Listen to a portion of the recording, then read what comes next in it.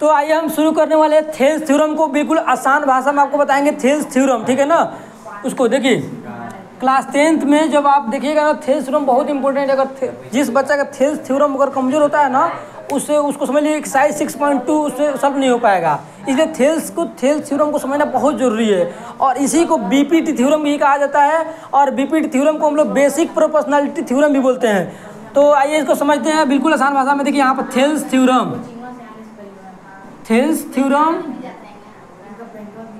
इसी को हम लोग बीपीटी थ्योरम भी कह सकते हैं, बीपीटी थ्योरम, ठीक है। बीपीटी थ्योरम बोलिए, अब इसका फुल फॉर्म क्या होता है बीपीटी का? बेसिक प्रोपोर्शनैलिटी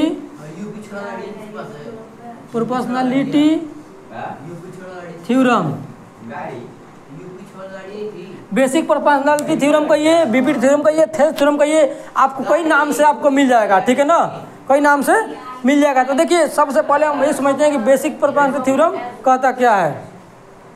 देखिए यहाँ पर पहले समझिए कि एक्चुअल में होता क्या है, उसके बाद हम लोग थ्योरम को प्रूव कर लेंगे। यहाँ मान लीजिए basic proportionality theorem, BPT theorem ये कहता है कि कोई भी एक ट्रायंगल ले लीजिए ABC, एक ट्रायंगल ले लीजिए, ठीक है। इस ट्रायंगल में आपको क्या करना है कि जब किसी ट्रायंगल में हम लोग एक पैरेलल लाइन ड्रॉ कर देते हैं, एक पैरेलल लाइन ड्रॉ कर, मान लीजिए इसका नाम D है और इसका नाम E है, ठीक है ना। जब पैरेलल लाइन ड्रॉ कर देते हैं तो क्या होता है, जो दो लाइन पैरेलल है, जब इसके पैरेलल लाइन ड्रॉ कर देते हैं, एक्चुअल में होता है कि जो AD होता है ना, AD अपॉन DB हो जाता है, AD अपॉन DB हो जाता है, AD अपॉन DB इक्वल हो जाता है AE अपॉन EC के। आपको एक्चुअल में यही प्रूव करना है कि अगर दो ट्रायंगल, अगर किसी ट्रायंगल में अगर ये लाइन इसके पैरेलल होता है तो इतना अपन इतना इक्वल हो जाता है, इतना अपन इतना के। This is called Thales theorem. देखोगे शॉर्ट टर्म में, लेकिन थेल्स थ्योरम कहता क्या है अब इसको हम प्रूव करके आपको दिखाएंगे, ठीक है ना। तो आइए पूरे बेसिक से प्रूव करते हैं, बिल्कुल इजी लैंग्वेज में, आपको एक ही बार में समझ में आ जाएगा, इसको ज़्यादा रिपीट भी नहीं करना पड़ेगा आपको। देखिए इसके लिए हम यहाँ पर क्या कर रहे हैं, यहाँ पर एक ट्रायंगल बना रहे हैं, ठीक है। यहाँ पर एक ट्रायंगल बना ले रहे हैं, इसका नाम दे दीजिए AB और C, ठीक है ना। ABC नाम दे दीजिए ट्रायंगल का। और इसमें करना क्या है, आपको यहाँ पर एक लाइन ड्रॉ करना है, इसके पैरेलल लाइन ड्रॉ करना है, इसके पैरेलल, बिल्कुल दोनों लाइन को पैरेलल ड्रॉ करना है। पैरेलल हो गया, इसका नाम दे दीजिए D और इसका नाम दे दीजिए E, ठीक है। अब क्या होता है कि मान लीजिए थ्योरम को प्रूव करने के लिए सबसे पहला पॉइंट क्या होता है, गिवन लिखिए।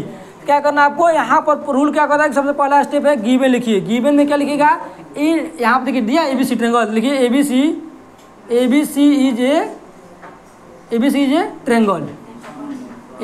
ए ट्रायंगल, जिसमें आपको क्या D जो है ना पैरेलल है, जो D दिख रहा है ना, D वो पैरेलल है BC के पैरेलल। ये आपको गिवन में बस इतना ही लिखना है। उसके गिवन के जस्ट बाद क्या होता है, लिखा जाता है टू प्रूफ, लिखा जाता है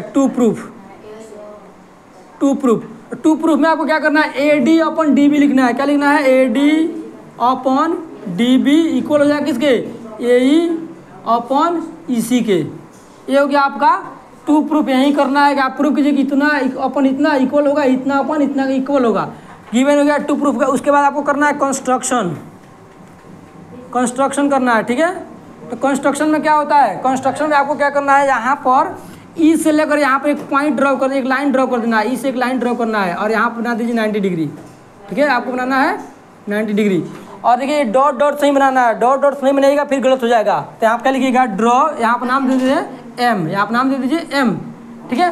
और फिर यहाँ से भी एक लाइन आपको ड्रॉ करना है, इसे यहाँ भी एक लाइन ड्रॉ करना है, यहाँ पर 90 डिग्री बना दीजिए, इसका नाम दे दे रहे हैं हम N, ठीक है, हो गया। अब करना क्या, अब जो काम हम लोग किए उसको लिखिए। तो लिखिए draw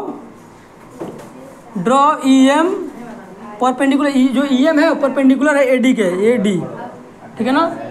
draw EM perpendicular to AD and इसको क्या बोलेंगे, एंड, और किसके वन परपेंडिकुलर है, जो DN जो दिख रहा है, DN किसके परपेंडिकुलर है, DN AE के परपेंडिकुलर है, AE के, ठीक है, AE के परपेंडिकुलर, ठीक है ना। ये हो गया आपका, क्या हो गया, यहाँ से यहाँ तक क्या लिख दिए हम, ये हो गया आपका कंस्ट्रक्शन भी इतना ही पर नहीं रुकना है, इसके आगे भी कंस्ट्रक्शन करना है, ठीक है। इसके आगे अब देखिए और क्या करना है, इसको ज्वाइन करना है, इसको इसे ज्वाइन कर देना है आपको, B और E को ज्वाइन कर दीजिए, ठीक है ना। फिर आपको इस लाइन को ऐसे ज्वाइन करना है, इसको भी ज्वाइन करना है। तो आप लिखिए ज्वाइन, अगला में क्या लिखिएगा, join D and C, D और C को ज्वाइन कर देना है, ठीक है ना। उसके बाद फिर क्या करना है, और किसको ज्वाइन करना है, B और E को, एंड B एंड ई। आपको ज्वाइन करना है किसको, इसको डी को सी से ज्वाइन कर देना है, बी को ई से ज्वाइन करना है। ये हो गया कंस्ट्रक्शन का काम खत्म। गिवन हो गया, टू प्रूफ हो गया, कंस्ट्रक्शन हो गया। उसके बाद हम लोग क्या लिखते हैं, नीचे लिखते हैं, अब हम लोग लिखते हैं प्रूफ। अब प्रूफ करना स्टार्ट करेंगे। जब हम लोग प्रूफ करेंगे तो क्या लिखेंगे यहाँ पर, इन दोनों ट्रायंगल में, ठीक है ना। अब देखिए 2 ट्रायंगल लेना है आपको, एक ए ट्रायंगल लेना है, ऊपर वाला ट्रायंगल लेना है, और इस एक बार आपको ई ट्रायंगल लेना है, एक बार आपको ए ट्रायंगल लेना है। आपको हम अभी बता रहे हैं कि कौन कौन ट्रायंगल लेना है। एक बार ये तो ट्रायंगल लेना है ऊपर वाला, एक बार ये लेना है, ये वाला लेना है, ये वाला ट्रायंगल लेना है, ठीक है ना।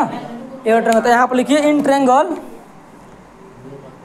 Triangle A D E, A D triangle ले लीजिए, ए डी ट्रायंगल ले लीजिए, एंड ये वाला ट्रायंगल लीजिए बी डी ई ले लीजिए, and triangle B D E. हो गया, इतना काम समझ में आ गया।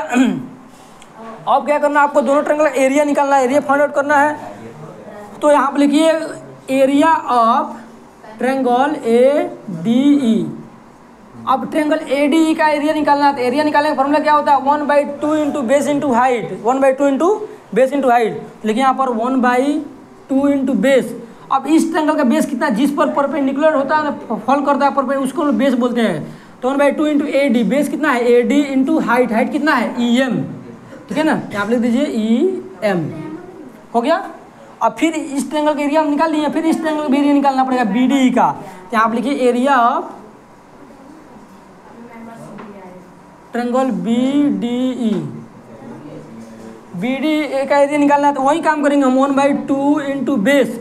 अब इसका बेस कितना मानेंगे हम, बी डी मान लेंगे, बी डी इंटू हाइट, तो हाइट से मानना है आपको ई एम, इसी को हाइट मानना है ई एम को। यहाँ पर ई एम हाइट ले लीजिए। अब देखिए क्या करना है आपको ना, इसको इक्वेशन 1 मान लेते हैं हम, इसको इक्वेशन 1, इसको इक्वेशन 2 मान लीजिए। इसको मान लीजिए इक्वेशन 1 दिया हुआ है, इसको मान लीजिए इक्वेशन 2 दिया हुआ है। क्लियर हुआ। अब इक्वेशन 2 और 1 को आपको क्या करना है, डिवाइड करना है। इस इक्वेशन को इससे क्या करना है आपको, डिवाइड करना है। तो डिवाइड कीजिएगा, देखिए 1/2 से 1/2 कट जाएगा, ई एम से ई एम कट जाएगा। अब जो बच गया उसको हम फ्रेश करके थोड़ा लिख लेते हैं, अलग करके लिख लेते हैं, ठीक है ना। जो बच गया इधर हम लिख लेते हैं, यहाँ पर लिख लेते हैं, ठीक है। बस ध्यान से देखते जाइए क्या यहाँ बचा, area of triangle A D, यहाँ पर लिखिए area of triangle A D, area of triangle A D E upon area of triangle B D, triangle B D E. क्या हो जाएगा, देखिए आप क्या बचा, ए डी बचा ना, ए डी और बी डी थे, यहाँ पर लिख लीजिए A D upon B D. इसको इक्वेशन आपको 3rd मानना है। यहाँ तक हम लोग कर चुके हैं, ठीक है ना। अब फिर इसको इरेज करके आगे करना पड़ेगा। आप ध्यान से लीजिए, सबसे पहले एकदम जो भी करना है ना आपको स्टेप बाय स्टेप करना है। क्वेश्चन फिक्स से आएगा बोर्ड में, क्यों, क्योंकि आपको 4-5 सेट बनता है, 3-4 सेट तो मिलेगा ही, तो उसमें किसी न किसी सेट में इसको डाल ही देगा, ठीक है। तो इसको बहुत जरूरी है आपको समझना, गिवन, टू प्रूफ, कंस्ट्रक्शन, फिर प्रूफ, ऐसे करते जाइए इक्वेशन 3rd तक पहुँचे। और जो काम हम लेफ्ट साइड किए हैं ना, इस ट्रायंगल को लिए, इस ट्रायंगल को लिए, वही काम सेम करना है, राइट साइड भी आपको करना है। अब इसको हम करते हैं इरेज, और फिर आप ध्यान से देख लीजिए, फिर इरेज करके हम फिर इसको एक बार और करेंगे शुरू से, ठीक है ना। देखिए वहाँ तक आपको समझ में आ गया। अब देखिए उसके आगे क्या करना है, उसके आगे लिखना है आपको सिमिलरली। यहाँ क्या लिखना है, सिमिलरली, ठीक है ना। अब इधर वाला ट्रायंगल हम लेंगे, इधर वाला ट्रायंगल लेंगे, इन ट्रायंगल ए डी ई, वही सेम लेंगे ए डी ई एंड ट्रायंगल। आप देखिए इधर से लिखिए तो बी डी लिए थे ना, अब यहाँ क्या लेना पड़ेगा आपको, सी ई डी ले लीजिए, in triangle C E D. हो गया। अब इसमें क्या करना है आपको, एरिया निकालना है। एरिया यहाँ पर निकालिए, area of triangle A D E upon 1/2 equal to base. Base कितना मानना है आपको, ए एन ए ई मानना है। बेस कितना मानना है, ए ई। बेस इंटू हाइट कितना मानना है आपको, डी एन। हाइट ले लीजिए, डी एन। इक्वेशन इसको 4th मान लीजिए, इक्वेशन 3rd तक तो मान ही चुके हैं हम, 4 मान लीजिए। और फिर इसका एरिया निकालिए, इस ट्रायंगल का सी ई डी, इस ट्रायंगल का एरिया निकालना है आपको, ठीक है ना। इस ट्रायंगल का एरिया निकालना है। तो हम निकालिए area of triangle C E D 1/2 into base. Base कितना मानना है आपको, ई सी। बेस कितना हो जाएगा, ई सी। हाइट कितना लेना है आपको, हाइट सेम लेना है आपको, D N same, height same ही लेना है। इसको इक्वेशन 5 मान लीजिए। और फिर क्या करना है आपको, दोनों इक्वेशन को डिवाइड करना है। क्या करना है, दोनों इक्वेशन को डिवाइड करना है, ठीक है। डिवाइड कीजिएगा तो 1/2 से 1/2 कट जाएगा, dn से dn कट जाएगा ना, ठीक है। अब क्या जो बच गया उसको लिख लीजिए। यहाँ क्या बचा, area of triangle ADE upon area of triangle CED कितना आया, AE अपॉन EC, इसको इक्वेशन 6 मान लीजिए। देखिए इक्वेशन 6, और यहाँ पर हम क्या आया था, जो आया था उसको लिख ले रहे हैं। यहाँ पर देखिएगा ना क्या आया था उस समय हम जब किए थे कि area of triangle ADE upon area of triangle BDE क्या था, AD अपॉन DB आया था ना इक्वेशन 3 में, हाँ इक्वेशन 3। अब ये हम लोग पहले प्रूफ किए थे ना, था इक्वेशन 3 में, इक्वेशन 6 में आया। अब आपको यहाँ पर एक स्टेटमेंट यूज करना है। देखिए स्टेटमेंट ये यूज करना है कि जब दो या दो से अधिक ट्रायंगल सेम बेस पर लाई करता हो, सेम पैरेलल के बीच में होता है, तो हमेशा उसका एरिया इक्वल होता है। इसको थोड़ा सा चलिए इधर हम समझाने की कोशिश करते हैं, इसको फिर इरेज कर देंगे हम। यहाँ मान लीजिए 2 लाइन है, यहाँ क्या है 2 लाइन है, दोनों पैरेलल है, और इसके बीच में मान लीजिए यहाँ पर हम ट्रायंगल बना दिए, यहाँ पर फिर यहाँ पर एक ट्रायंगल बना दीजिए, यहाँ पर एक ट्रायंगल बना दीजिए। देखिए सबका बेस, देखिए सबका बेस यही है, सबका बेस यही है, और सब देखिए दोनों सेम लाइन के बीच में लाई करता है कि नहीं, दोनों का जो हाइट है, सबका हाइट जो सेम है, बेस सेम है, सेम पैरेलल के बीच में है, इसका मतलब सबका एरिया क्या हो जाएगा, इक्वल हो जाएगा। वही कुछ यहाँ पर हम लोग कंसेप्ट यूज करने वाले हैं। देखिए यहाँ देखिए इस ट्रायंगल पर फोकस कीजिए, यहाँ पर हम रेड से कुछ आपको दिखाते हैं। यहाँ पर इस ट्रायंगल फोकस कीजिए, इस ट्रायंगल पर, ठीक है ना, फिर इस ट्रायंगल पर फोकस कीजिए, ठीक है। तो ये दोनों ट्रायंगल बताइए, दोनों ट्रायंगल जो है इसका बेस सेम है ना, इसका बेस DE है, बेस सेम है। अच्छा उसके बाद बेस सेम है, दोनों देखिए सेम पैरेलल के बीच में है, इसके बाद दोनों का एरिया इक्वल होना चाहिए कि नहीं होना चाहिए, बिल्कुल। अब देखिए यहाँ भी ADE है, यहाँ भी ADE है, तो ADE तो ऊपर वाला सही है, ठीक है। अब नीचे वाला देखिए इसका एरिया, जो इसका नीचे वाला का एरिया होगा इसका, इसके एरिया के इक्वल होगा। बात समझिए। तो इसका मतलब हम कह सकते हैं जो हम कह सकते हैं ना कि फ्रॉम इक्वेशन 4 एंड इक्वेशन 6 और इक्वेशन 3 के अकॉर्डिंग ये दोनों जो होगा, ये दोनों इक्वेशन क्या हो जाएगा, दोनों वैल्यू जो साइड का जो रेशियो होगा इक्वल हो जाएगा। तो इसके लिए आपको एक स्टेटमेंट लिखना पड़ेगा। पहले स्टेटमेंट ये है कि उन्हें लिखना पड़ेगा व्हेन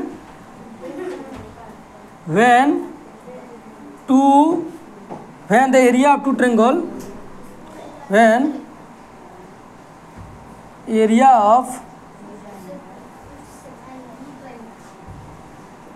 टू ट्रायंगल्स। चलिए इसको दूसरे तरीके से हम आपको बता रहे हैं, थोड़ा और इसको लैंग्वेज को इजी करके, ताकि समझ में आ सके। देखिए एक काम करते हैं, सुनिए, इसको पहले इरेज कर लेते हैं हम, ठीक है ना। इसको इरेज करके थोड़ा सा इसको हटा देते हैं। अब आपके सामने 2 इक्वेशन आया है, देखिए एक इक्वेशन ए है और एक इक्वेशन ए है। तो इसी इक्वेशन को यहाँ पर इसको लिख लेते हैं, ठीक है ना। इसी इक्वेशन को यहाँ पर नीचे लिख लेते हैं हम, और फिर आपको बता रहे area of triangle ADE upon area of triangle CED equal to क्या है, AE अपॉन EC। इसकी इक्वेशन 6 है ना। अब हम आपको यहाँ पर कुछ स्पेस की मुझे ज़रूरत थी, इसलिए इस इक्वेशन को उधर लिख लिया, इसको सबको हटा दे रहे हैं, ठीक है ना, ताकि समझ में आ सके। इसको हटा दीजिए अभी। अब आपको स्टेटमेंट नीचे नहीं जगह था इसलिए ऊपर लिखे। स्टेटमेंट में क्या लिखिएगा, when 2 or more than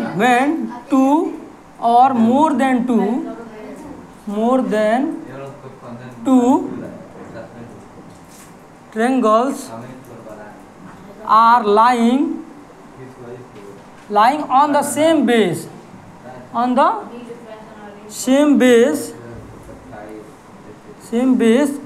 and having same on the lying on the same base and between same parallel line, then its area will be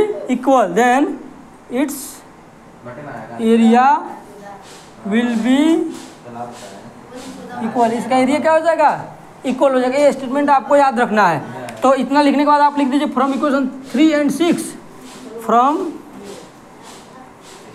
equation 3 and 6 A D क्या हो जाएगा अब, ए डी इतना अपन इतना equal to इतना अपन इतना हो जाएगा, A D upon D B equal to A E upon E C. ठीक है ना, हो गया, इक्वल हो गया। आप लिख दीजिए हैंस प्रूव्ड, यहीं तो प्रूव करना था आपको, हैंस प्रूव्ड, हैंस प्रूव यहीं प्रूव करना था। तो आपको करना क्या है, देखिए पूरा ये हो गया basic proportionality theorem and Thales theorem complete हो गया। अब इसको भले थोड़ा सा लेक्चर लंबा होगा, लेकिन आपको गारंटी के साथ करें समझ में आ जाएगा, बिल्कुल आ जाएगा। 1 से 2 बार देखिएगा, बिल्कुल अच्छे समझ में आ जाएगा। इसको देख लीजिए, फिर हम दूसरे वीडियो में आपको इसका जो कन्वर्स होता है ना, converse of Thales theorem, mid point theorem, उसका कन्वर्स वो भी सब कराएंगे। पर इसको आप अच्छे से कवर कीजिए, अच्छे से तैयार कीजिए, क्योंकि अगर इसमें अगर आपका डाउट हो गया ना, समझ लीजिए जो एक्सरसाइज 6.2 अच्छे से नहीं कर पाइएगा आप, इसलिए सबसे पहले आपको इसको अच्छे से तैयार करना है।